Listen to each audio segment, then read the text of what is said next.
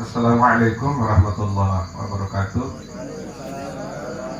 Alhamdulillahirabbil alamin wassalatu wassalamu ala Rasulillah wa ala alihi wa ashabihi wa man tabi'ahu ila yaumiddin. Amma ba'du.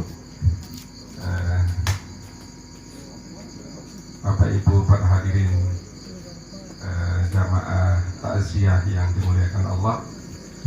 Puji syukur kita panjatkan kehadirat Allah Subhanahu wa taala atas limpahan rahmat, nikmat dan karunia-Nya kepada kita sekalian, sehingga di malam kedua dari takziah kita pada malam hari ini kita semua bisa hadir di tempat ini dalam rangka memenuhi undangan kami untuk sama-sama kita takziah atas kepergian ayahanda kami yang mulia Bunda Kiai Haji Muhammad Nur Manan. Semoga keringanan langkah Bapak Ibu sekalian menuju tempat ini dicatat sebagai amal ibadah di sisi Allah Subhanahu wa taala. Salam dan salam kita haturkan kepada junjungan alam Nabi Muhammad sallallahu alaihi wasallam, kepada keluarga, sahabat dan para pengikut beliau hingga yaumul qiyamah. Bapak Ibu para hadirin sekalian, 3 hari sudah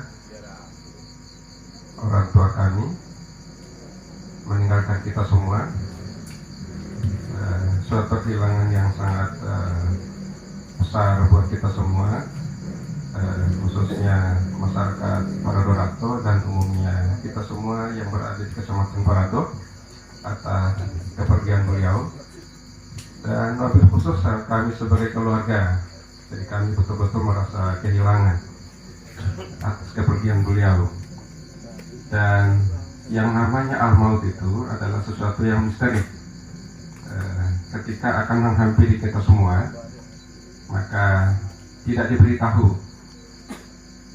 Tiba-tiba kita didatangi oleh al-maut itu, didatangi oleh malaikat Israel yang akan mencabut nyawa kita semua,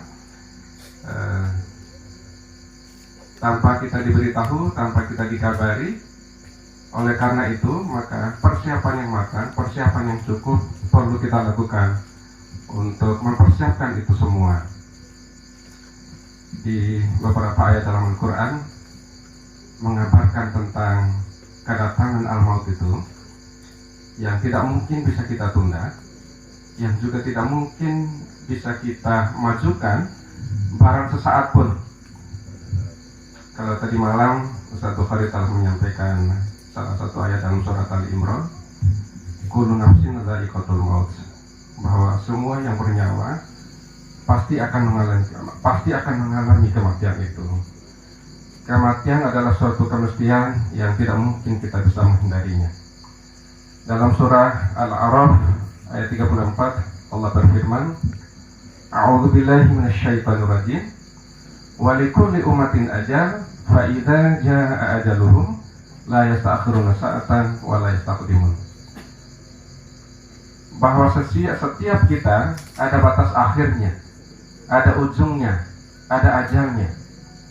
Ketika ajal itu akan menghampiri kita semua, maka tidak ada kuasa buat kita untuk minta mentakhirkan, untuk minta diundurkan barang sesaat pun.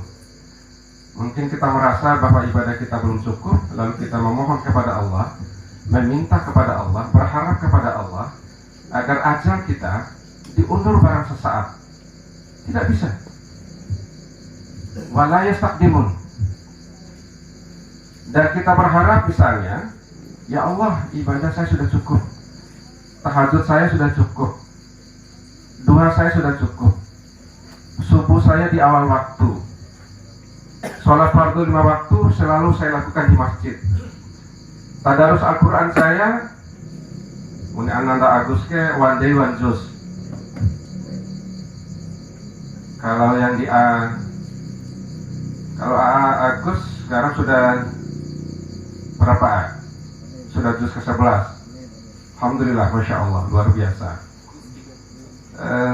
One day one juz yang dibaca. Kalau Al-Quran yang kita baca itu, yang mendapatkan pahala tidak hanya orang yang membaca, tetapi juga orang yang mendengarkan dengan baik dari bacaan yang dibaca oleh qori dan qori'ah tadi itu. Fa idza qara'tal Qur'an fastami'u lahu wa ansitu la'allakum turhamun. Al-Quran itu mengatakan demikian. Kita mendengarkan dengan baik bacaan Al-Quran dibacakan oleh orang yang membaca itu. Niscaya kita mendengarkan dengan baik bacaan itu, kita pun akan kecipratan rahmat dari Allah Subhanahu wa Ta'ala. Alhamdulillah sudah berapa rahmat yang kita dapatkan atas bacaan ayat-ayat suci, ayat-ayat Al-Quran yang mulia tadi oleh para qori dan qori'ah.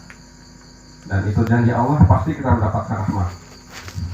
Tadi saya sampaikan yang pertama adalah surat Al-A'raf ayat 34. Lalu dipertegas lagi pada ayat yang berbeda dan surat yang berbeda, yaitu pada surah Yunus ayat 49 yang menegaskan tentang bahwa al-maut itu sesuatu yang sangat misteri, yang ketika dia akan menghampiri kita semua, maka tidak ada kuasa buat kita untuk minta ditakhirkan maupun dimajukan. Yang namanya ajal itu tidak pandang usia. Kalau ayahanda kami kemarin beliau dijemput dalam usia yang sangat panjang, bonusnya begitu sangat banyak, karena beliau lebih dari 100 tahun. Kalau satu hari sampaikan tadi malam lebih kurang 105 tahun kali ya, 109 tahun, usia yang sangat panjang. Kalau ukuran usia umatnya Nabi Muhammad itu termasuk usia yang sangat panjang. Tetapi kalau kita bicara usianya umat terdahulu, usia umat Nabi Nuh misalnya, jadi ada salah seorang ibu pada masa itu menyesali atas kepergian anaknya, yang beliau katakan anaknya masih muda, usianya masih relatif muda menurut beliau. Lalu ditanya oleh Nabi Nuh, berapa usia anakmu wahai ibu? Usia anak saya ketika dipanggil oleh Allah dalam usia 300 tahun. Usia muda, usia 300 tahun umat Nabi Nuh. Umat Nabi Muhammad itu dilarang mas sampai 300 tahun Nabi Nuh. Enggak umur sampelan sabune. Usia sampelan anak ibu tadi itu ketika dipanggil Allah, ketika menghadap Allah, dikatakan usianya sudah 300 tahun. Usia umatnya Nabi Nuh itu 900-an tahun. Jadi 300 tahun itu dianggap masih muda. Kombe mirip pahu do zamannya pun aja telo akeh umbi. Ya 11-12 Adi Telo. Adi Telo ke masa muda ganteng luar biasa, Masya Allah. Ya, mari lanjutkan kembali. Tadi pada surah Yunus ayat 49 Allah katakan likulli ummatin ajal idza jaa ajaluhum fala yasta'khiruna sa'atan wa la yastaqdimun. Setiap kita ada ujungnya, ada ajalnya, ada batas akhirnya. Ketika ajal itu menghampiri kita semua, maka tidak ada kuasa buat kita delani konek tempo menek pero delani ke akhir Ramadan. Konek menek pero tempo delani ke atau punya pasukan pengawal yang sangat gagah dan gagah perkasa dan pemberani misalnya. Wati luar, wati bauna tanpa mai malaikat Israel ka di mana cabut nyawa. Apa Moy? Ada serius apa Moy? Masya Allah luar biasa. Mantan kamu? Nadaw tavein ware. Di Ay kamare. Ay jangan tunay kaya siapa Moy? Ya, mada dibatasi oleh MC tadi. Mohon disampaikan singkat, padat dan jelas. Lebih kurang berapa tadi katanya? Dibisikin tadi ya 10 menit ya kurang. Kalau orang kan 10 menit tapi ya, kalau orang yang ibadah kan Pak Sudirman, jodoh-jodoh ya. Oke, mari lanjutkan. Likulli ummatin ajal, idza jaa ajaluhum, fala yasta'khiruna sa'atan wa la yastaqdimun. Apabila ajal itu menghampiri kita semua, tidak ada kuasa bagi kita untuk minta ditakhirkan barang sesaat pun.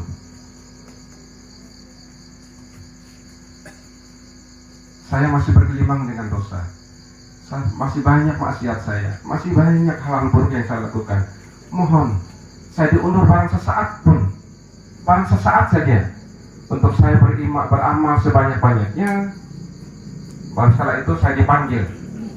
Tidak bisa. Atau tadi sudah merasa cukup dengan ibadah yang kita lakukan misalnya. Tidak bisa. Lalu dipertegas kembali pada ayat yang berbeda, yaitu pada surat An-Nahl ayat 61. Fa idza jaa ajaluhum la yasta'khiruna sa'atan wa la yastaqdimun. Wa usi permai ajal itu luar kuasa nih. Dia mereka sering mengutip apa yang sering disampaikan oleh Ustaz Nadim. Luar biasa Ustaz Nadim. Atau ta'arif Ustaz Nadim ya? Ta'arif. Apa tadi? Fa'idha ja'a ajaluhum la yasta'khiruna sa'atan wa la yastaqdimun. Surat An-Nahl ayat 61. Lalu kira-kira maknanya sama, dijelaskan kembali dalam surat Al-Hijr ayat 5. Apa bunyinya? Matas biakum min umatin ajalaha wa ma yasta'khirun. Tidak ada satu umat pun yang bisa meminta ajalnya itu dimajukan, meminta ajalnya itu disegerakan, ataupun meminta ditakhirkan barang sesaat pun.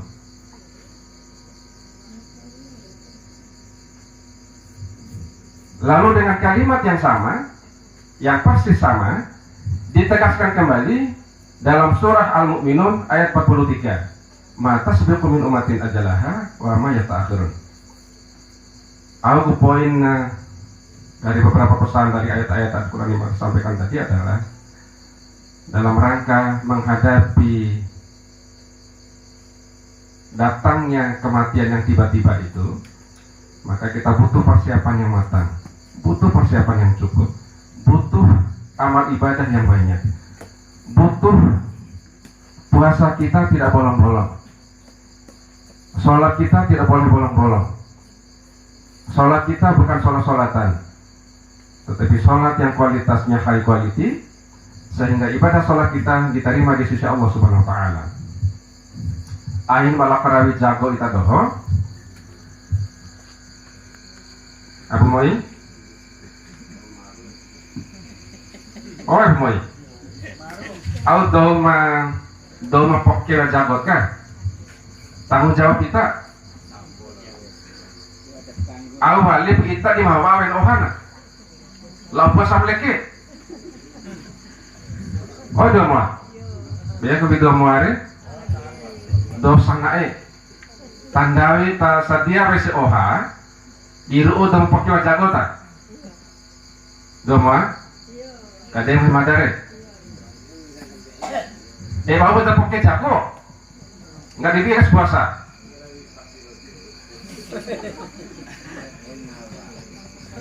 Semakin pakai jago, tidak lebih capek dari bodoh katanya itu zaman toi. Mada TV pakai jago nih, tapi aku bisa bayangkan tidak secapek, tidak sesakit, tidak seberat bodoh katanya zaman toi. Bune Pak Saleh rakyat di bodoh katanya dodo, tapi halus di mana? Bune mata dodo makin toi nih. Usia-usia 11-12 tahun itu 8-9 tahun dia seperti ini melainkan foto benda nangga dua saya haji mama dari kan yang kedua tak ini realita yang kita alami dulu bodoh kata leka kan mesti liro mendanga itu kok apa caru sapakan dia mau bodoh sih usia ada tiba kata leka dia masapakan Waktu wali puci borima, itu mau baru bekas lagi. Mai jauh benar di sini. Anda di mantumar Bodoh kan, mesti lima apa mengalir menganggap bobok. Itu aku cara sapakan.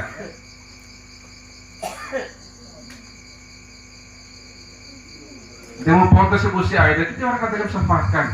Muci bomba pelima. Aida dari puasa. Amin nabika. Man aftara yauma Ramadan.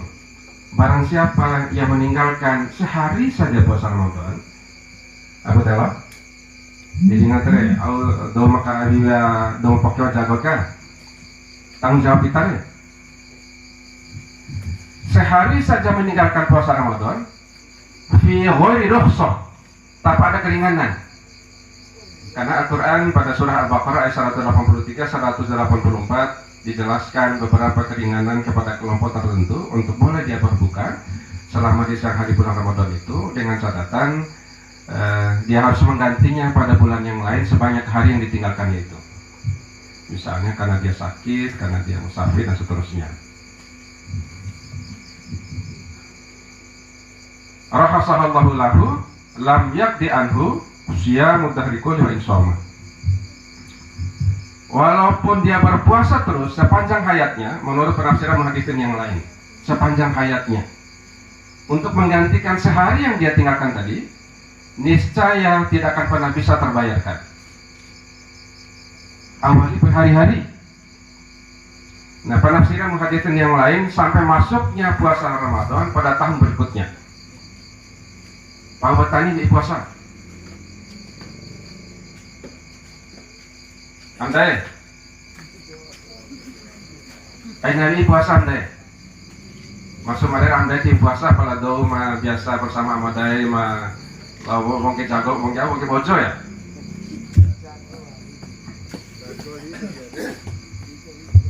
Itu Nabi puasa. Dalam hadis yang lain, fi ghairi udhrin wa maradin, tanpa ada uzur dan bukan karena dia sakit, niscaya tidak akan pernah bisa terbayarkan, walaupun sepanjang hayatnya dia terus berpuasa untuk menggantikan sehari yang dia tinggalkan tadi, apalagi sampai berhari-hari. Itu yang orang kepikiran ditaruh kaso, wara jadi puasa sembaas di CPNI. Sekali lagi ayat-ayat yang Mada bahas sampaikan tadi, tidak ada jaminan buat kita semua bahwa kita akan ketemu lagi dengan puasa pada tahun berikutnya. Kombi wara memone mai taki kombi. De iya mai punya kita ke puasa, mai punya kita sembia.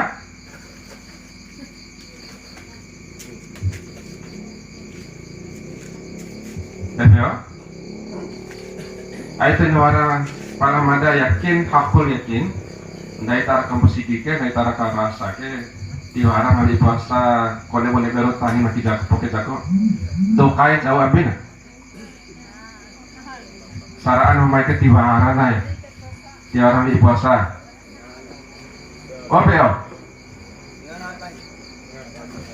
tiwara mali puasa mawaras mali puasa de do kai do esami merasa tonggondo arok kai abin lain do prato orang tuh kayak keluarga aja telur itu. Natani ku ipuasa, natani ku disambea, natani ku ibadah-ibadah yang lain yang memang Allah telah wajibkan kepada kita semua. Aina pernah berpikir nanti tahun depan baru saya ganti, puasa berikutnya baru saya ganti, besok baru saya ganti.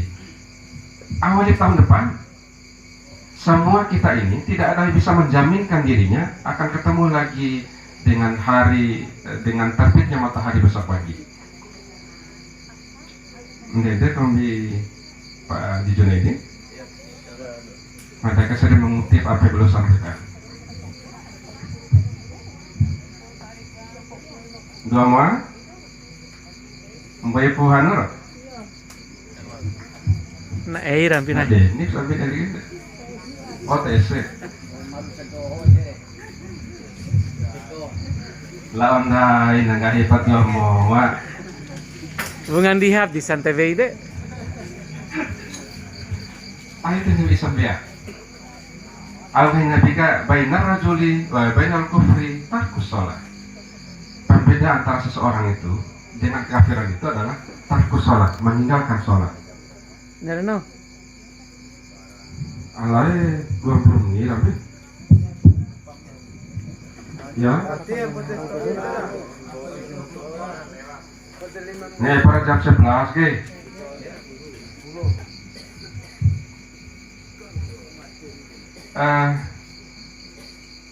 Kau ada banyak apa makin pakai jago, itu yang di puasa, itu yang disembelih.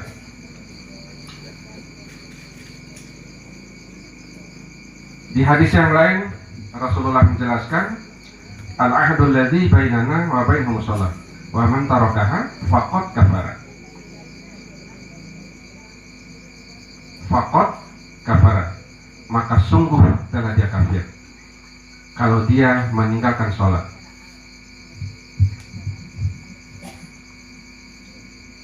Alhamdulillah punya Om Sudirman oke sawati Pak Azan Gurobo Gurbila seren oro wara kesiki luar biasa. As-sholatu ala waktiha, kejar di awal waktu.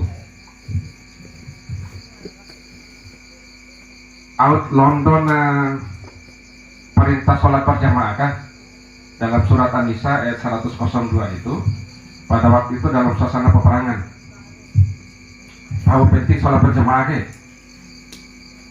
Aito Nabi Isa biar berjamaah di masjid. Apa mau ini? Sambil berjamaah 5 waktu di masjid. Jadi ada cerita, ada sahabat Rasulullah dulu namanya Abdullah bin Umi Maktum.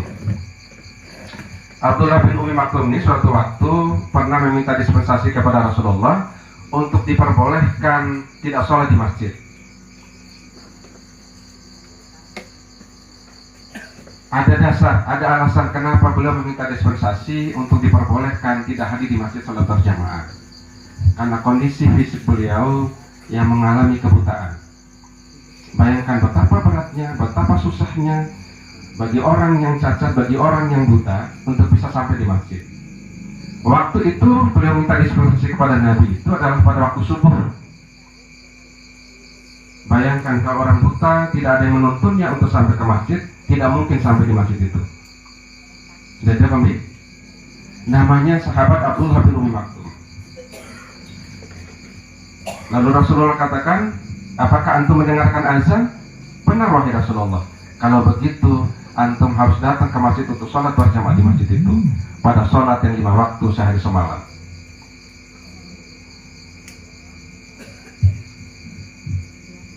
Pak Sudirman, 5 waktu berjamaah di masjid. Tetangga masjid upam puru mbua uma ladan, upam puru mbua uma ladon, upam puru mbua uma laesen, upam puru mbua uma laawan. Kira-kira laawan kah sampai tak deh upam puru mbua uma? Dari kantor camat.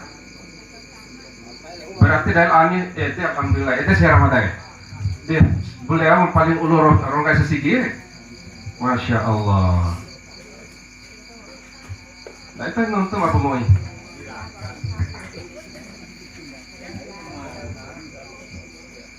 Berjamaah apa tadi? 5 waktu di masjid. Nah turunnya surat An-Nisa ayat 9 ayat 102 itu adalah dalam suasana peperangan. Betapa pentingnya bahwa sholat berjamaah itu harus dilakukan. Sehingga diatur bagaimana tata cara melaksanakan sholat berjamaah dalam suasana peperangan, dalam suasana genting, dalam suasana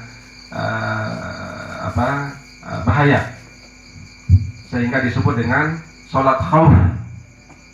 Nah logikanya, dalam suasana peperangan saja, dalam suasana yang genting saja, dalam suasana mara bahaya saja, kita tetap diperintahkan untuk melaksanakan sholat itu dengan berjamaah. Apatah lagi kalau dalam suasana yang aman, nyaman, damai, tentram. Tentu perintah itu jauh lebih keras lagi untuk kita lakukan. Tidak ada kami? Guru toleh kemenasi. Masya Allah. Waktu itu orang kalanya sesiginya beliau hadir. Dan beliau konsisten. Konsistennya bahasa paradon. Bahasa nanti istiqomah.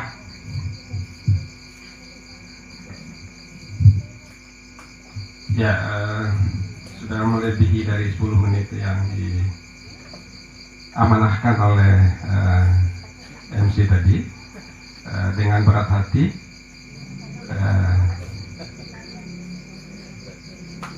ya terpaksa berat hati karena masih banyak yang ingin harus saya sampaikan. Ya, di samping Abu Mu'i juga sudah mulai ngantuk. Maka cukupkan sampai di sini apa yang Mada Kaso bisa sampaikan. Tentu terima kasih atas perhatian kita semua, dan mohon maaf apabila ada yang kurang dari yang Mada Kaso sampaikan. Maka cukupkan. Wabillahi taufiq wal hidayah. Wassalamualaikum warahmatullahi wabarakatuh.